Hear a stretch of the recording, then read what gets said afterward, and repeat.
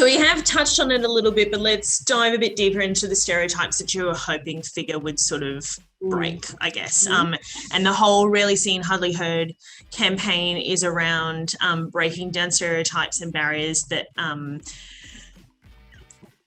individuals are facing across Australia for whatever reason. Yours is obviously a very public-facing sort of like sexual empowerment and sexual wellness is forward thinking, whether we're saying it out loud or not, it's on everybody's mind. So yeah, what kind of stigmas or stereotypes were you hoping to break down? I think the main thing, which is quite clear, is just kind of snapping the stigma when it comes to lube and how it's viewed and what the purpose is for it. Like, I feel like, I don't know, especially with women and using it. We were speaking with someone the other day and it was just like, oh, we were talking about if I was with a guy and he said, oh, should we use lube? I would actually take offense to that. You know, so it's like, there's just so many layers to that. Or it's like, some people find like, you know, that weird veil of shame when it's like, I would find it weird if I have to ask to use lube being a 25-year-old, but just because my libido's low. And I think it does come from like education and what we're taught in school, and that this isn't spoken in school. Like sex drive, especially for women, is just not even touched on. So I think it's just breaking that down and saying like just how many uses lube like has. Like another one that we've been doing recently, well, I'm currently doing, is using lube on my period cup to get it in. It's amazing. Like, you know, that. Yeah. I think by talking about it more and more and opening up about our own experiences, we're trying to normalize the conversation, and hopefully other people will start talking about it with their friends, just, you know, about their libido, not necessarily a lube or anything, but yeah, it's trying to break down those barriers.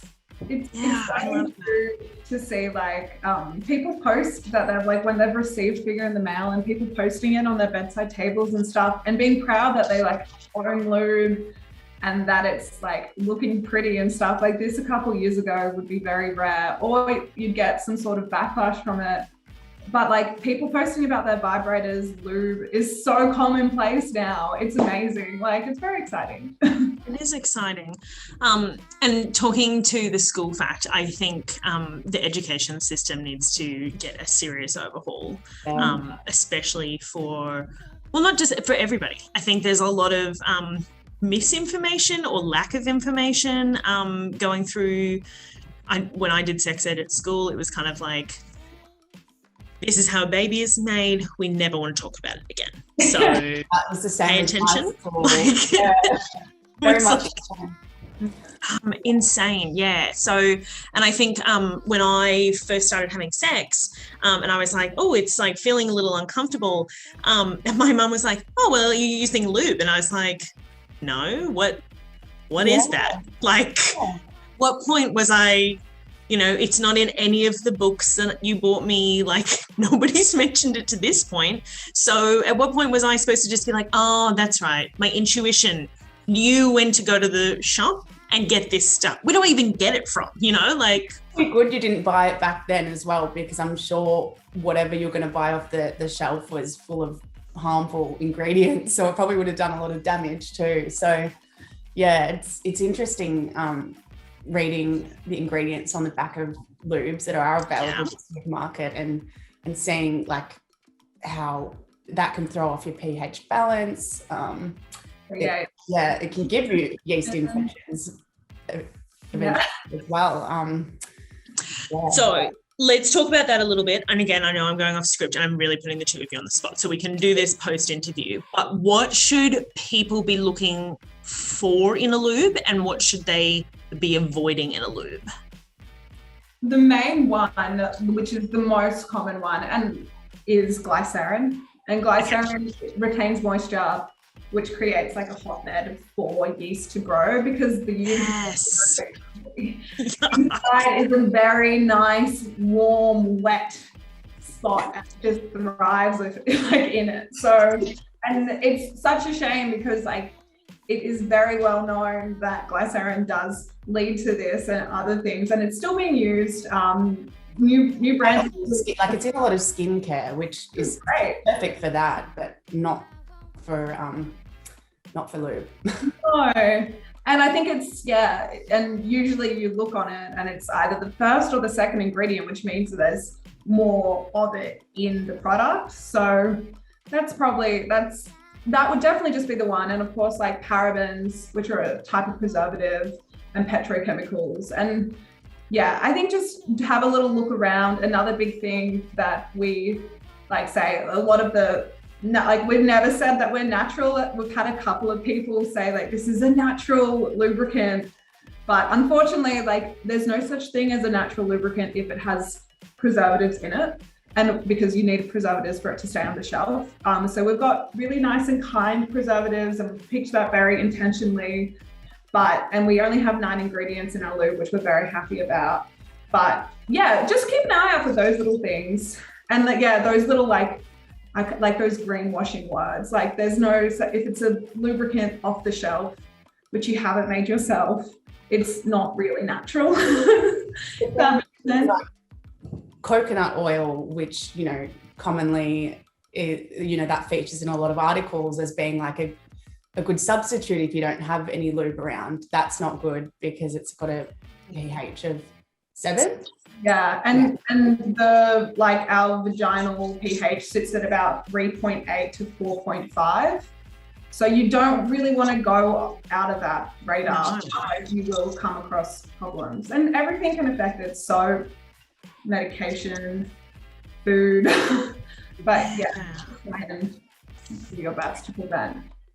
I love that. I also want to touch on, we talked pre-interview when we were sort of prepping for this around and I know Figr is fluid, and I love that, but you're two young women for that matter, who are in a space that, a lot of women are sort of finding their own sexual identity and working through. And we were talking a little bit about how men are also in this space, which is fantastic. We love everybody in this space, but that they were potentially posing as women to get across to a different market when marketing. Absolutely, yeah. It's a very interesting thing that's happening that we've noticed that's like trending. But I guess like a lot of people that we've spoken to, when you are selling a product made for a vulva, a lot of vulva owners get awkward when a non-vulva owner has made a product for it. Like just like when those 3 men made the tampon with the pink glove that you could insert and dispose of the tampon. Like it was really gross. And that so I do think, especially in the age of in 2020, it's very trendy to be a female founded business. We've noticed, especially in sexual wellness. But yeah, we've come across a couple of brands that's their main heading, female founded, and you dive a little bit deeper and they've got a board of 5 men and they only own 2%, or they're just the manager. Or it's a bit sad and disappointing and tough, because it is so much tougher being a female founder and especially when it comes to trying to get funding and everything, we go through so many more hurdles than a man does. But so that's one thing that we've found in this journey that we are on. Beautiful. Anybody, as you're going through this, were you hesitant, anybody out there in your sort of circles, close or far, or near or far, I don't know, that you were sort of hesitant to tell that you were going into the lube business?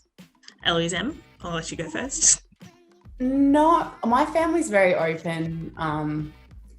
And, my parents have small businesses themselves. So I think they're supportive of me in anything I do.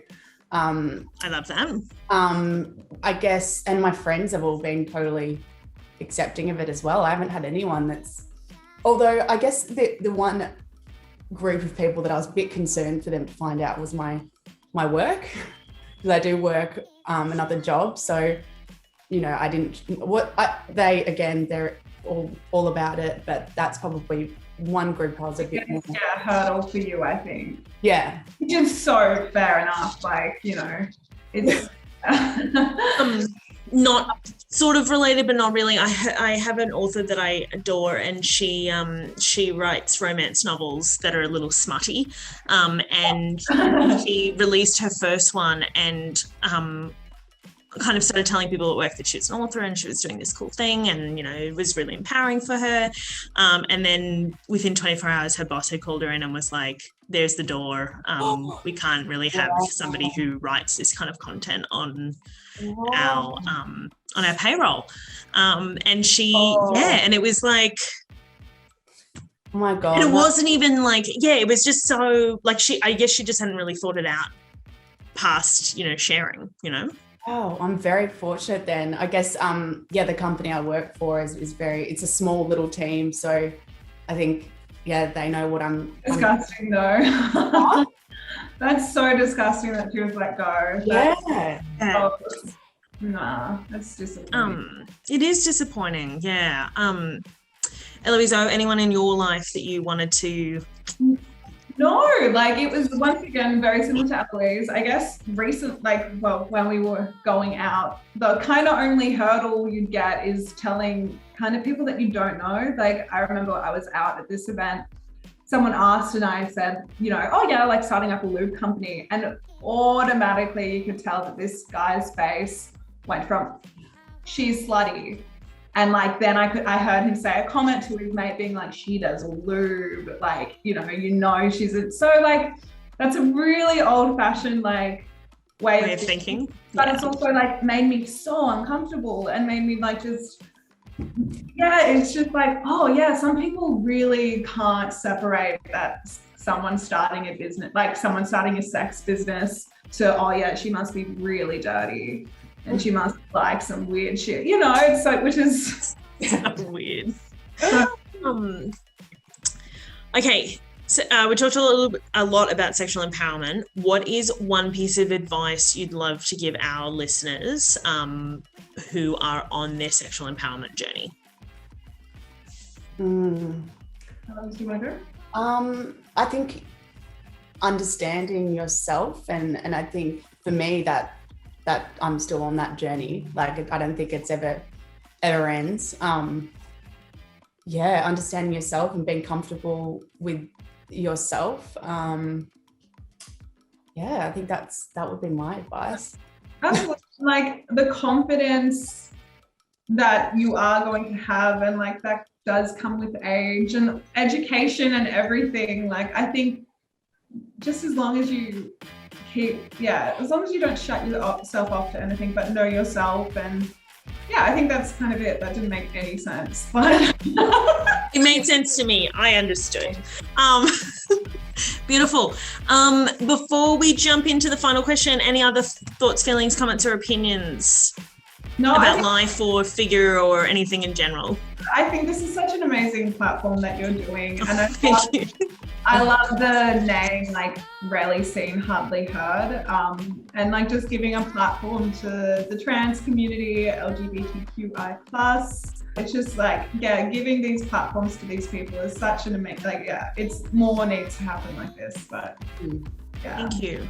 We have loved every minute of every interview that we've done thus far. So on that note, why when we sort of reached out, did you want to share your story with us and the platform? Well, that was one of them. We saw how inclusive and how you were giving the platform to people that were rarely. I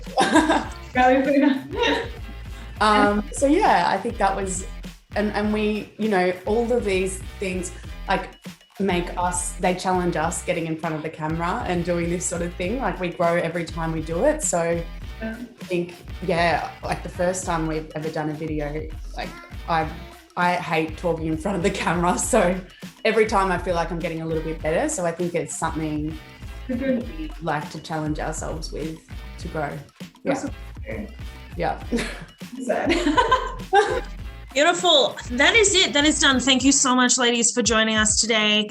So Rarely Seen, Hardly Heard. Check it all out. Thanks for that. Oh, thank you.